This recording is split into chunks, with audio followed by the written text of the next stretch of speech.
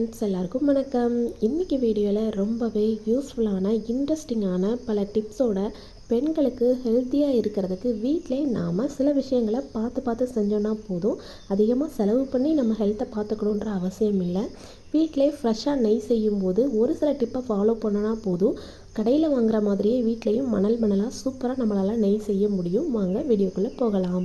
நான் இன்றைக்கி ஒரு 2 வீக்ஸாக கலெக்ட் பண்ண பால் ஆடையை ஃப்ரிட்ஜில் ஸ்டோர் பண்ணி வச்சுருந்தேன். நான் 2 வீக்காக எடுத்தது எனக்கு இவ்வளோ தான். இப்போ நீங்கள் ஒரு 1 மந்த்து கிட்ட ஸ்டோர் பண்ணிங்க அப்படின்னா உங்களுக்கு நிறைய நெய் நம்ம காய்ச்சி எடுக்க முடியும். நான் இன்றைக்கி 2 வீக்ஸ் கலெக்ட் பண்ண நெய் ஆடையில் நெய் எடுக்கிறதுக்காக வச்சுருக்கேன். நம்ம எப்போவுமே வெண்ணெயை பிரித்து எடுக்கிறதுக்கு ஃபஸ்ட்டு நம்ம ஐஸ் க்யூப் கண்டிப்பாக ஃப்ரிட்ஜில் ரெடியாக ஸ்டோர் பண்ணி வச்சுருக்கணும். நம்ம எடுத்து வச்சுருக்க பாலாடையை மிக்சியில் போட்டு அது கூடவே 2-3 ஐஸ் க்யூப் போட்டு ஒரு நல்லா இப்படி மையாக அரைகிற மாதிரி நல்லா அரைச்சி எடுத்துக்கணும். அதுக்கப்புறம் கொஞ்சமாக ஃப்ரிட்ஜில் கூலிங்கான வாட்டர் கொஞ்சம் சேர்த்துட்டு அதுக்கப்புறம் முக்கியமாக பல்ஸ் மோடில் வச்சு தான் நீங்கள் இந்த மாதிரி அடிக்கணும். இப்போ பல்ஸ் மோடில் நான் ஒரு 2-3 பல்ஸ் விட்ட உடனே எனக்கு இந்த மாதிரி கிடைக்குது. இதுதான் பட்டர்னு இல்லை. இன்னும் நீங்கள் இப்போ பாருங்கள், நான் எடுத்து காட்டுறேன், கையில் ஒட்டுது. இன்னும் ஒரு 2-3 டைம் நீங்கள் பல்ஸ் மோடில் விட்டீங்க அப்படின்னா பட்டர் எல்லாமே மேலே மிதந்து வரும். ஆனால் கையில் ஒட்டாமல் வரும். இப்போ பாருங்கள், நான் இன்னும் ஒரு 2 சுற்று விட்டதுக்கப்புறம் உங்ககிட்ட காட்டுறேன். மிக்சியில் செய்யும்போது நம்ம செய்ய வேண்டிய முதல் விஷயம் இதுதான். பல்ஸ் மோடில் வச்சு தான் நம்ம எப்போவுமே நல்லா சுற்றி விடணும். அப்போ தான் பட்டர் மேலே நல்லா பிரிஞ்சு வரும். நார்மலாக இருக்கிற 1, 2, 3 அந்த பட்டனில் வைக்கக்கூடாது. பல்ஸ் மோடில் தான் வைக்கணும். அப்போ தான் நெய் நமக்கு பட்டர் நல்லா பிரிஞ்சு வரும். இது செய்கிறதுக்கு உங்களுக்கு ஒரு 5 மினிட்ஸ் கூட ரொம்ப உங்களுக்கு ஆகாது. நீங்கள் பல்ஸ் மோடில் ஒரு 2-3 சுற்று விட்ட உடனே நல்லா பட்டர் மேலே மிதந்து வரும். பாருங்கள், இப்போ நான் கையில் எடுத்துட்டேன். எவ்வளோ சூப்பராக ஒட்டாமல் நல்லா பால் மாதிரி உருட்டதுக்கு இந்த மாதிரி வரணும். இப்போ தான் உங்களுக்கு பட்டர் ஃபுல்லாகவே பிரிஞ்சு வந்துருச்சு பால் ஆடையில். உங்களுக்கு பார்த்தாலே தெரியும். பாருங்கள், கையில் கொஞ்சம் கூட ஒட்டலை. நம்ம அவ்வளோ பட்டரையும் ஈஸியாக கலெக்ட் பண்ணி எடுத்தாச்சு. நான் 2 வீக் கலெக்ட் பண்ணேன். இருந்தாலுமே எனக்கு கொஞ்சமான ஆடை தான் நான் சேர்த்துருந்தேன். அதையுமே நம்ம ஃபுல்லாக மிக்ஸி ஜாரில் சேர்த்துடக்கூடாது. ஏன்னா அதை 2 பார்ட்ஸாக நம்ம பிரிக்கணும். இப்போ நான் ஓரளவுக்கு கொஞ்சம் மீடியமாக இருக்கிற அந்த ஜார் தான் எடுத்திருக்கிறேன். அதில் நான் கலெக்ட் பண்ண ஆடையை 2 டைமாக போட்டு நான் இந்த மாதிரி பட்டரை தனியாக பிரித்து எடுத்துட்டேன். நாம் இப்போ நெய் தான் காய்ச்ச போகிறோம். அதனால் பட்டரை நான் இதுக்கப்புறம் தண்ணியில் போட்டு இன்னும் கொஞ்சம் க்ளீன் பண்ணலாம். நீங்கள் பட்டராகவே வச்சுருக்க போகிறீங்க அப்படின்னா இன்னும் 2 to 3 டைம்ஸ் கூலிங்கான வாட்டரில் நீங்கள் பட்டரை நல்லா வாஷ் பண்ணி எடுத்துக்கிட்டிங்கன்னா சுத்தமான பட்டர் சூப்பராக உங்களுக்கு வீட்டிலே கிடச்சிரும். இப்போ நான் ஒரு வாணலியில் நான் எடுத்து வச்சுருக்கிற பட்டரை சேர்த்துட்டேன். பட்டர் சூப்பராக உருகி உங்களுக்கு நல்லா எல்லோவிஷாக இந்த மாதிரி மாறி வரும் உங்களுக்கு. பாருங்கள், இப்போ நல்லா ஃபுல்லாகவே கரைஞ்சிருச்சு. இந்த மாதிரி நல்லா கொதித்து இதில் உள்ள கசடு மாதிரி ஒரு சில பகுதி இருக்கும். அது கீழே ஸ்டோர் ஆயிரும். அது வரைக்கும் நம்ம நல்லா இந்த மாதிரி மிதமான தீயில் வைக்கணும். முக்கியமாக ஒன்று, நம்ம ஸ்டார்டிங்கில் சூடாகி அது உருகிற வரைக்கும் நம்ம ஹை ஸ்பீடில் வச்சுட்டு அடுப்பை அதுக்கப்புறமா நல்லா உருகினதுக்கப்புறம் மிதமான தீயில் வச்சு தான் நீங்கள் நெய் காய்ச்சணும். அப்போ தான் நமக்கு சூப்பராக நல்லா வாசனையாக உங்களுக்கு நெய் கிடைக்கும். இப்போ பாருங்கள், அந்த கசடு எல்லாம் நல்லா இந்த மாதிரி மிதந்தும் அடியில் தங்கியும் உங்களுக்கு கிடைக்கும். இப்போ கலர் கொஞ்சம் இந்த மாதிரி சேஞ்ச் ஆகிடுச்சு. இது வர்ற அளவுக்கு நம்ம இந்த மாதிரி காய்ச்சி எடுத்ததுக்கப்புறம் அடுப்பை ஆஃப் பண்ணிவிட்டு அதில் நம்ம முருங்கைக்கீரை சேர்த்துக்கலாம். முருங்கைக்கீரை சேர்த்துட்டா நெய் ரொம்ப வாசனையாக இருக்கும். அடுப்பை ஆஃப் பண்ணிவிட்டு சேருங்க. முருங்கைக்கீரை நல்லா பொரிஞ்சதுக்கப்புறம் அதை தனியாக நம்ம எடுத்துடலாம். இப்போ ஃபில்டர் பண்ண நெய்யை நான் காட்டுறேன். நல்லா ஆறினப்பறம் இந்த மாதிரி நான் ஃபில்டர் பண்ணி எடுத்துருக்கிறேன். எவ்வளோ சூப்பராக சுத்தமாக கிடச்சிருக்குன்னு பாருங்கள். இதை அப்படியே நல்லா ஆறுனதுக்கப்புறம் தான் நீங்கள் க்ளோஸ் பண்ணி வைக்கணும். இல்லை அப்படின்னா நெய் சீக்கிரமாக கெட்டு போயிடும். நல்லா ஆறுனதுக்கப்புறமா நம்ம இந்த மாதிரி க்ளோஸ் பண்ணி வச்சிடலாம் ஏர் டைட்டாக. இப்போ மறுநாள் இந்த நெய்யை நான் உங்ககிட்ட காட்டுறேன். பாருங்கள், எவ்வளோ சூப்பராக நெய் பார்க்க மணலாக நம்ம கடையில் வாங்கினா கூட இந்தளவுக்கு குவாலிட்டியாக நம்ம இருக்கும்னு சொல்ல முடியாது. பார்த்தா தெரியும் உங்களுக்கு. இப்போ நான் எடுத்து காட்டுறேன்.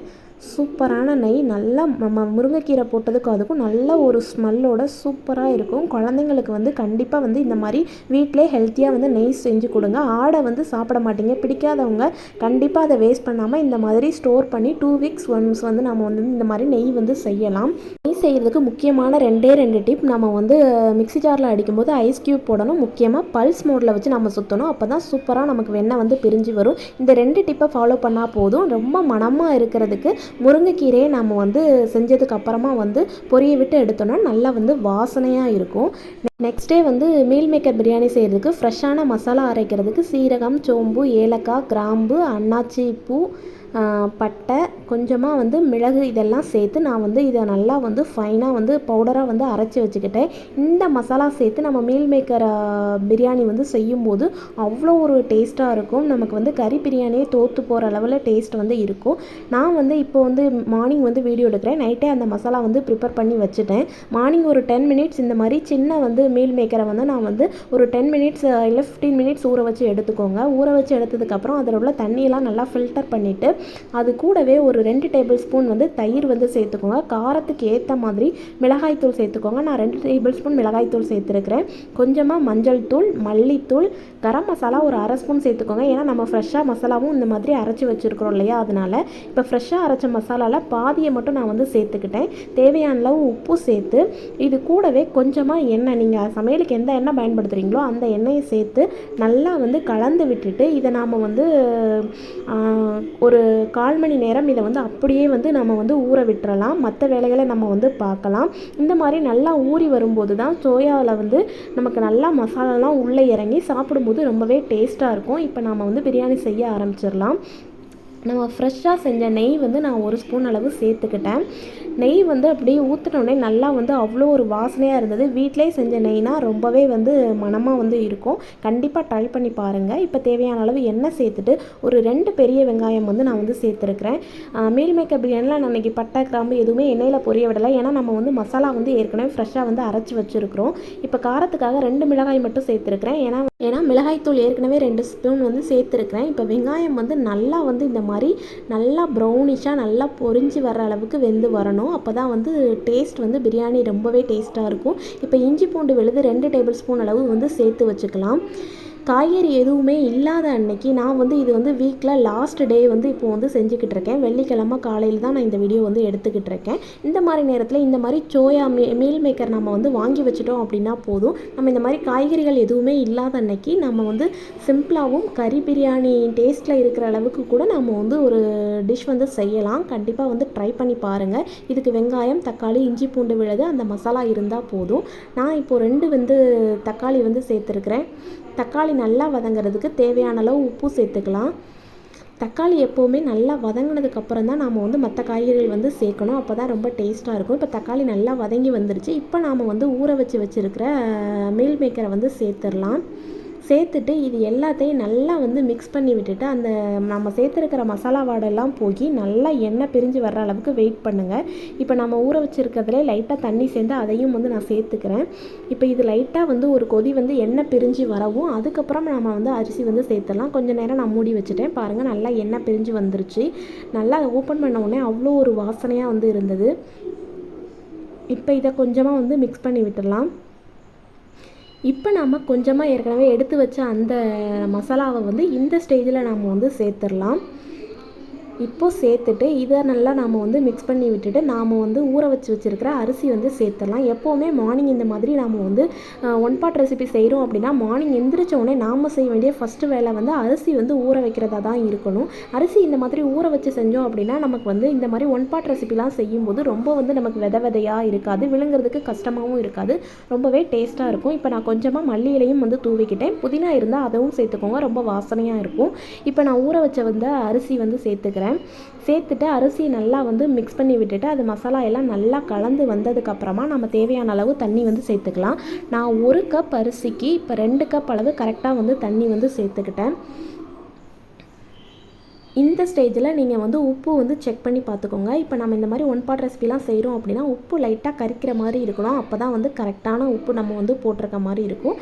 இப்போ ஃபைனலாக கொஞ்சமாக நெய் சேர்த்துட்டு இப்போ நாம் வந்து குக்கரை வந்து விசில் வந்து போட்டுடலாம். கரெக்டாக வந்து ஒரு 3 விசில் விட்டு எடுத்திங்கன்னா போதும். நமக்கு சூப்பரான சோயா பிரியாணி செமையாக நமக்கு வந்து ரெடி ஆகிடுச்சு. பார்த்தாலே தெரியும் உங்களுக்கு எவ்வளோ ஒரு டேஸ்ட்டாக வந்து கலர்ஃபுல்லாக இருக்குது அப்படின்ட்டு. இப்போ இதை நாம் நல்லா வந்து கலந்து விட்டுறலாம்.